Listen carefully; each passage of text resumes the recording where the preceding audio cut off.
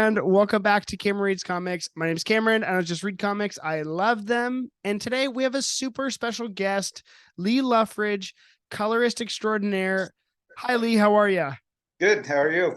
Doing excellent. So before we get into comic book questions, because I have a million for you, I want to talk about how we met, and I want to talk about cars because I have recently gotten into cars, and we met randomly at a car meetup in Long Beach. It's called All Makes Welcome, hosted at Good Time Long Beach. But I had known the owner at a different car meet, and then he said, "Oh, you're into comic books? I know a guy that works in the industry." And I was like, "Okay." And I see you're wearing a Deadly Class hat.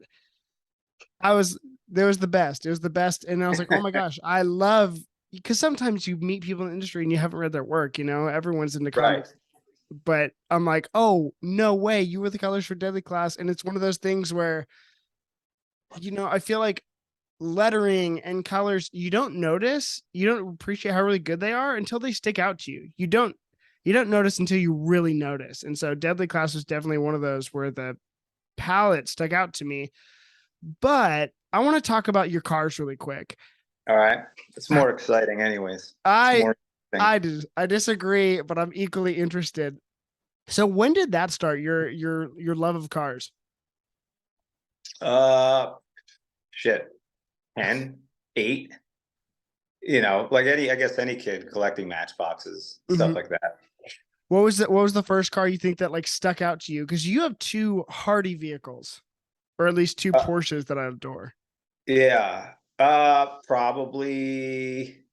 Porsche's first. Maybe like, I think it's whatever you're exposed to.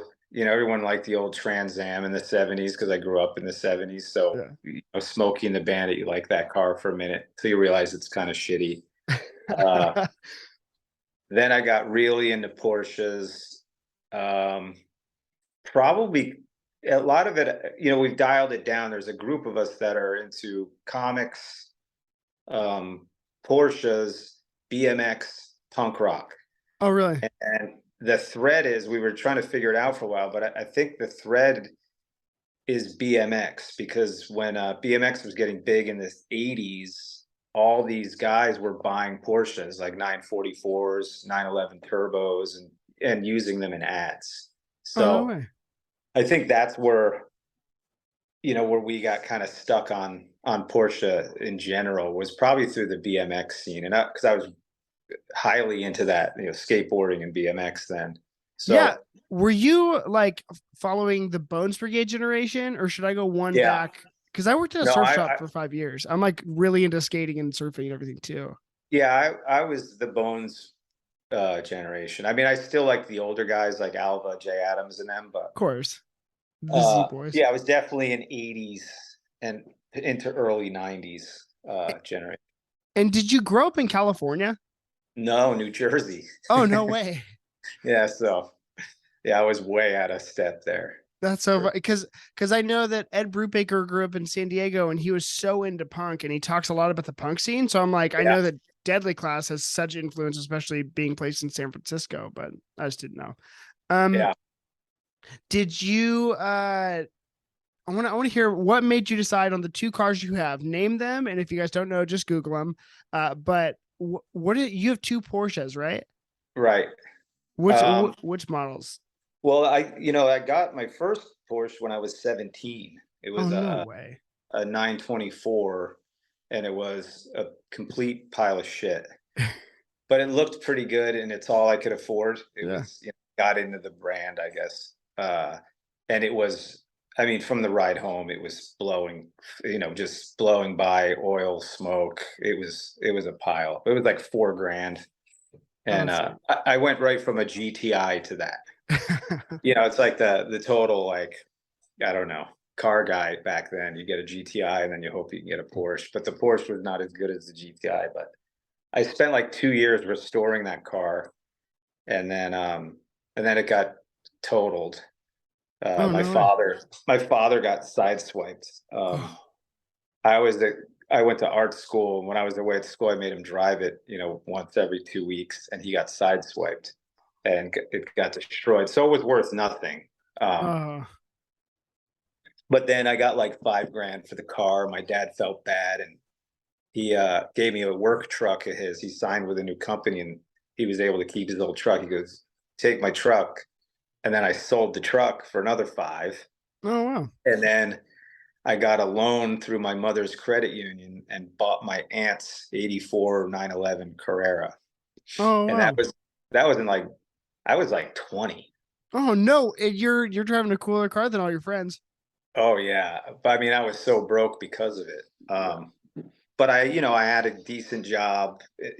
I was able to make the payments. So, Oh, good uh, on you. but then, yeah. So I've had them forever, my whole life.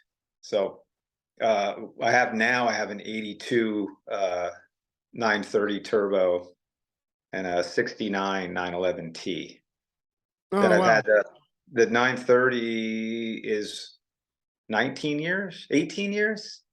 Shit. Think I've had it maybe 19 years. Yeah, 19 years now. And you post those cars on your Instagram, so everyone should go follow you. It's just at Lee Loughridge. Yeah. Yeah, I was checking it out because when we had met that day, I was like, I want to see the cars that because I saw it. Which one's the gray one? Is that the That's 924? the 930. Yeah, Oh, that's the turbo. 930. Yeah, that one's awesome. And so I was like, oh, look at that. And you said you're gonna go work on some more cars. And so I wanted to go follow that. But that car's so cool. Can I actually make a couple? There's one name I want to guess is in the BMX car crew, and that's Sean Murphy. Oh yeah, I know. Yeah.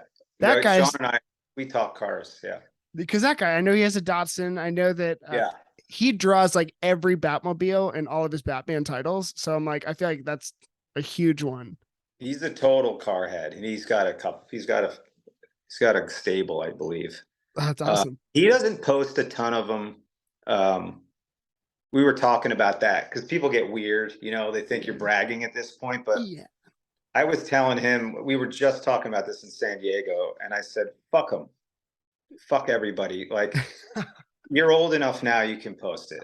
Yeah. Like if you're posting weird shit in your 20s, you look like a douchebag. Yeah. Like at our age, fuck you. Work hard and buy something cool. Like, Yeah.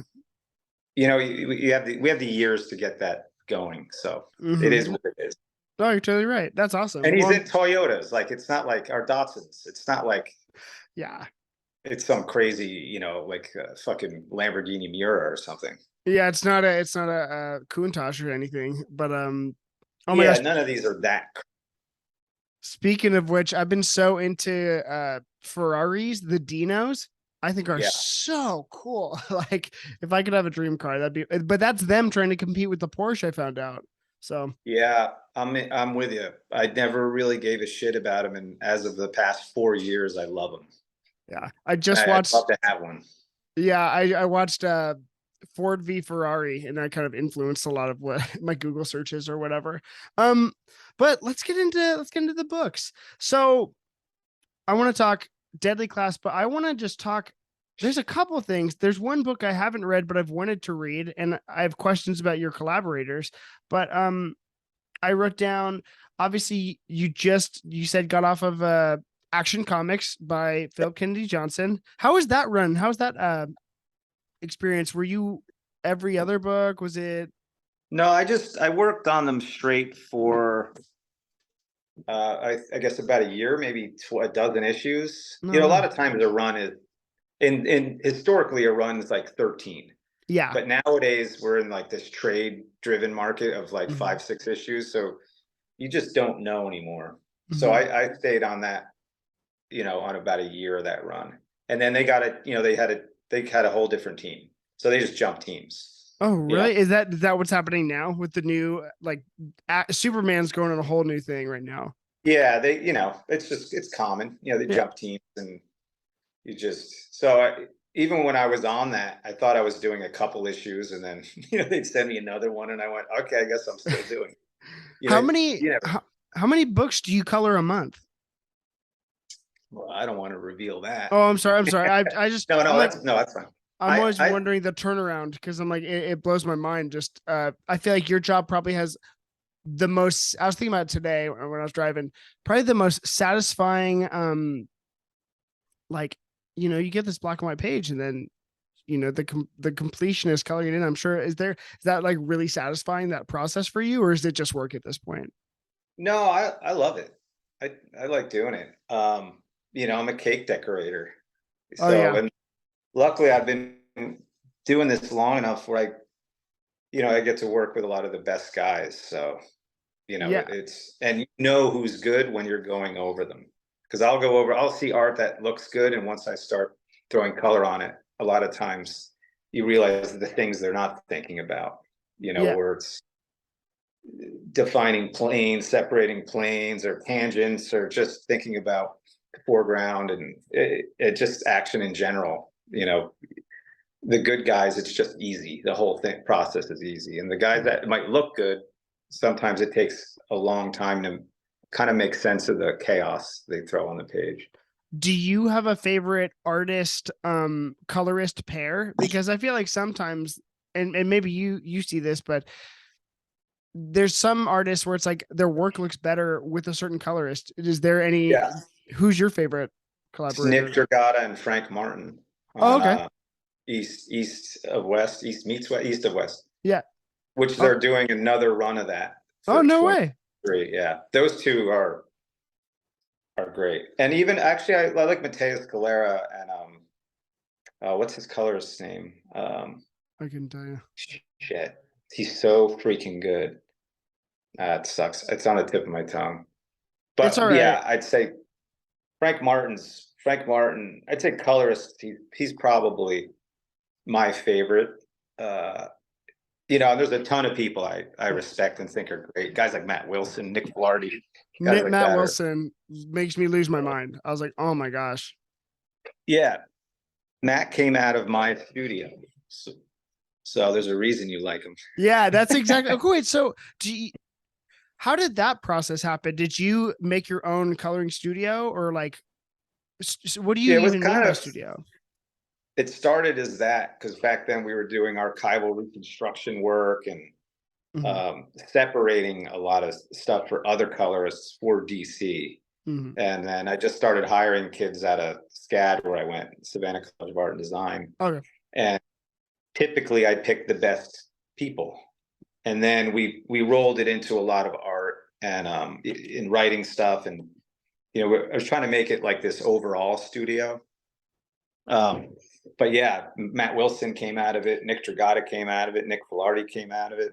Oh wow. Um, a lot of guys. Sean Crystal was there for a while. Um, there was a lot of people, a lot of great guys, but it was Yeah. fun. We held it down for like probably 10 years. And then technology started moving so quickly. We didn't, I didn't need these big fiery printers. And, we used to scan all the art and everything. And then we didn't need to do it anymore. Everyone has a scanner now. Everybody can, Yeah. they're doing digital proofing. Back then it was all printed proofing. I had to FedEx everything off all the time. Oh my gosh, that's so much mail. Yeah, it was like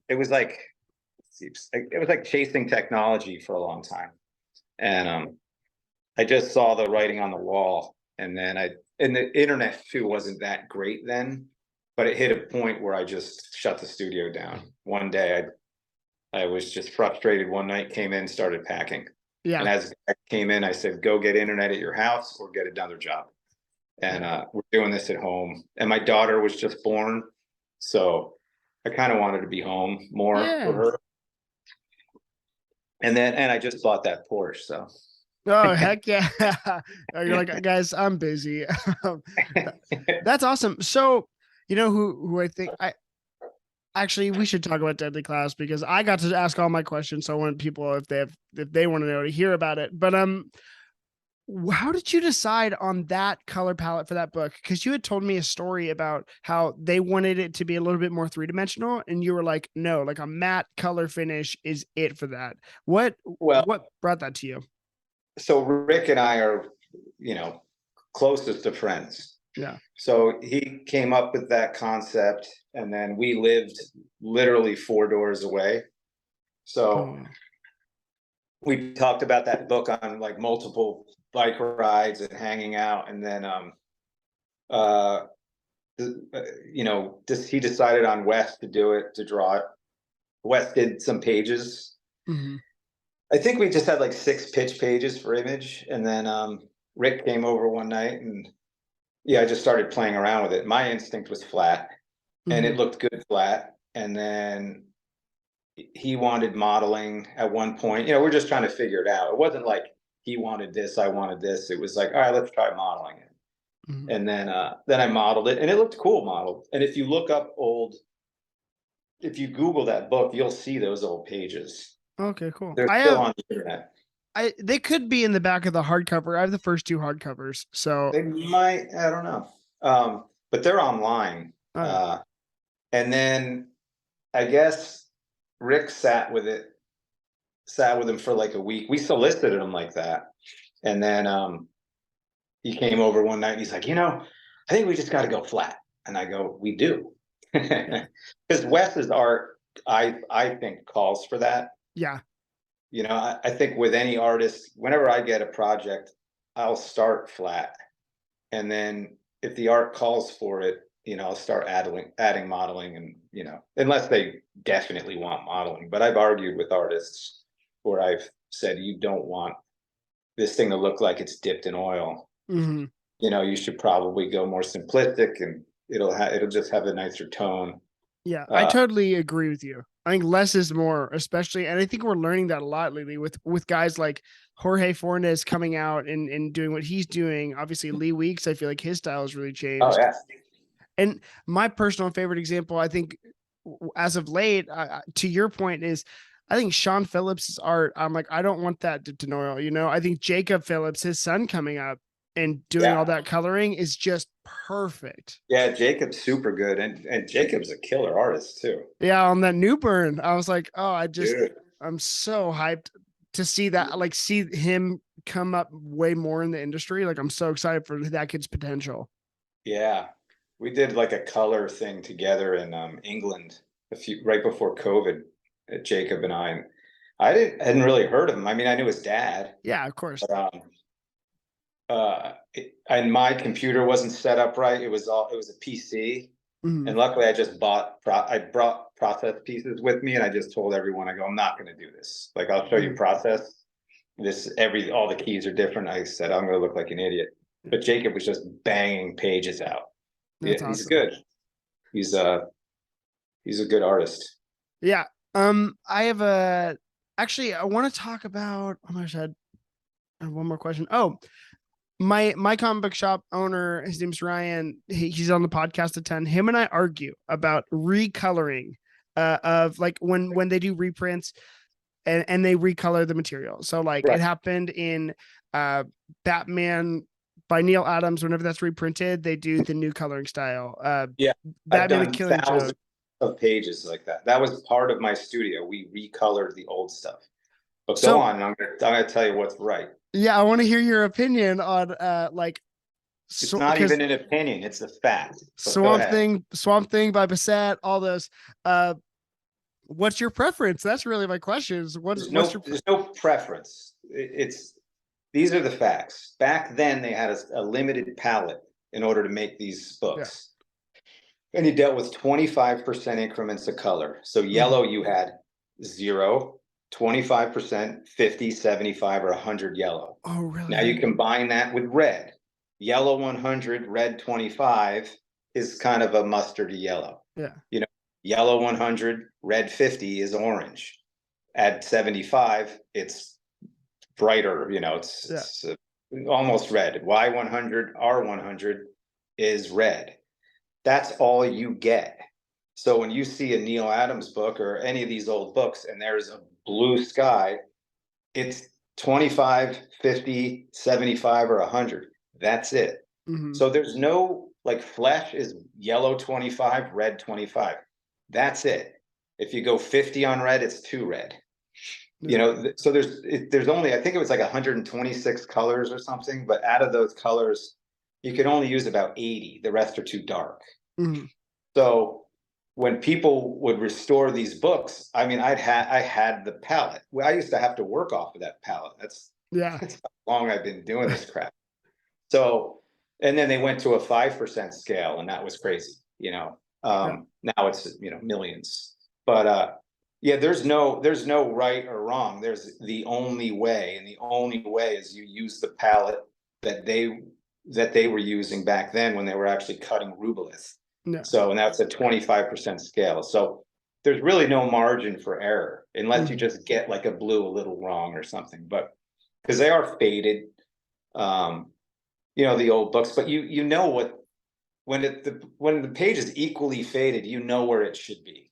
Yeah. You scale everything up, and most people do it wrong, Oh, but really? they don't have a lot of money to pay to do that stuff anymore, so they're farming it out, and they send these pages. They just send like a freaking PDF, and these guys are just they're just eye dropping it to get it done quickly, Hmm. and that's not how they should be doing it. Yeah. Villaruvia's does a lot of that, and we talked about that this year in San Diego, and ad nauseum, in fact. And he does it right. He Oh, knows cool. he knows what to do, but we came from the same uh, generation, I guess. That's awesome. That's like such a unique perspective that I never get to hear. Um, Not even unique. It's the only perspective. all right. Well, you it's heard it here the first, guys. it's the only correct way to do archival reconstructions. It's the only way.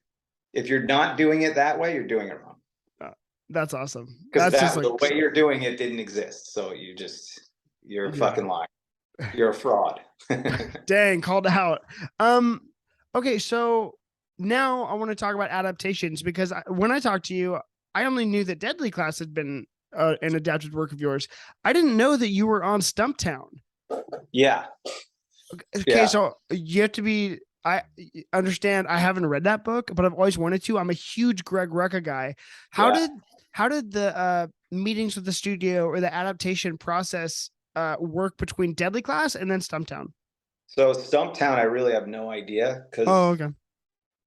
I did that book in the beginning, and then I was doing it very, very cheaply, because I liked everybody, and Yeah. it was a cool project. And at one point, I got super busy, and I knew I wasn't going to hit the deadline. And then I think they had Rico Renzi jump in, and then he stayed in. So that book, I believe Oni owned it, or Yeah. maybe the writer owned it, maybe Rucka owned it. I Yeah. don't know that deal. I have no idea. Yeah. So that happened years after I worked on it. I mean, a fucking decade or so, No, maybe. really. Yeah.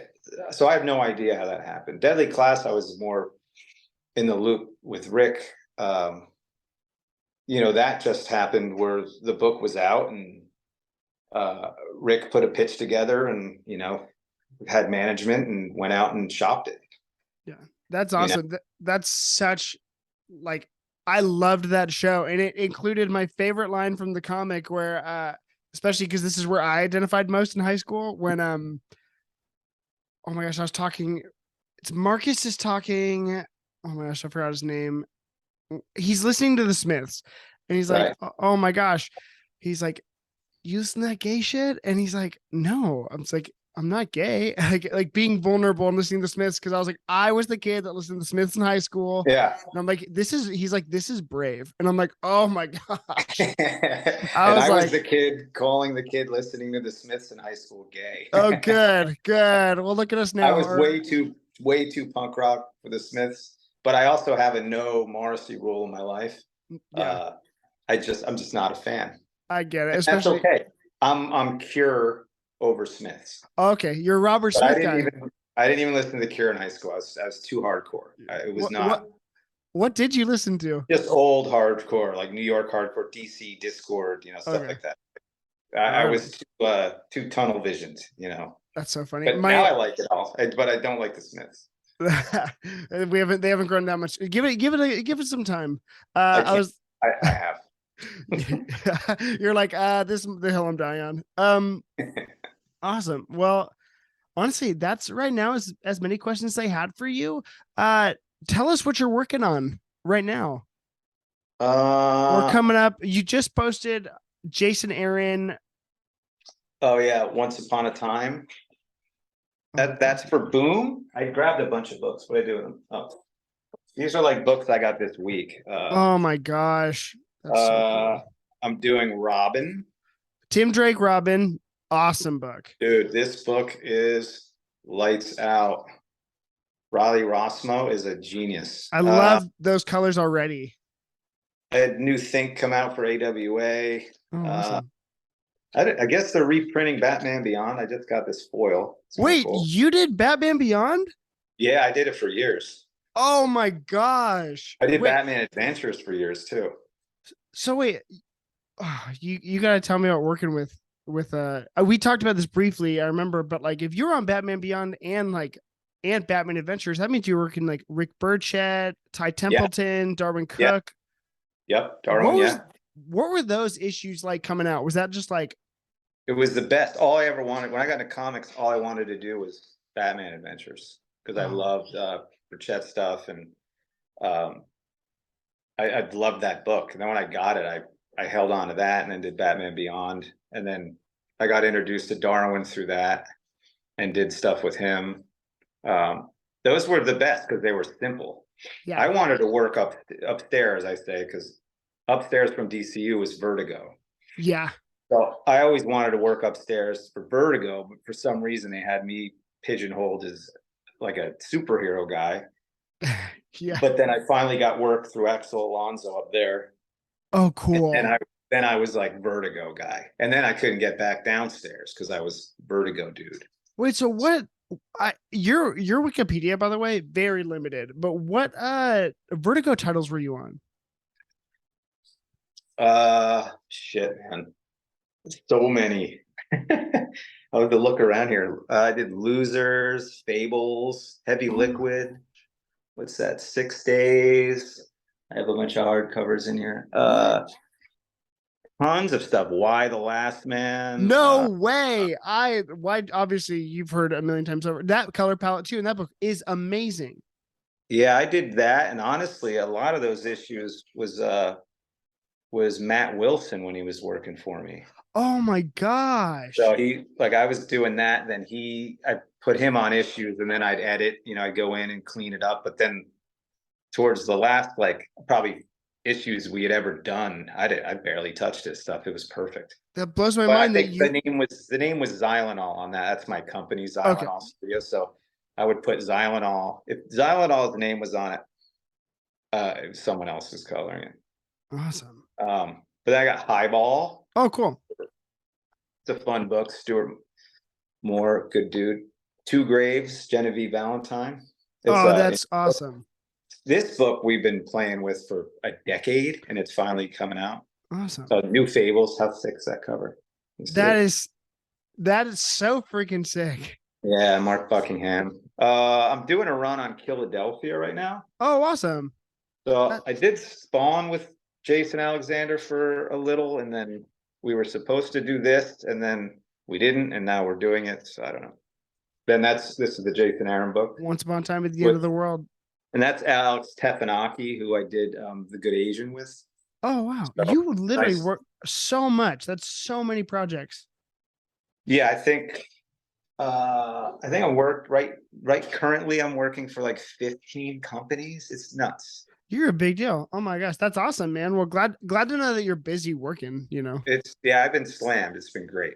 But like too busy. Like my calendar is ridiculous right now. Yeah, But well, I'm not arguing. I'll never complain about being busy because not being busy is the fucking worst thing in the world.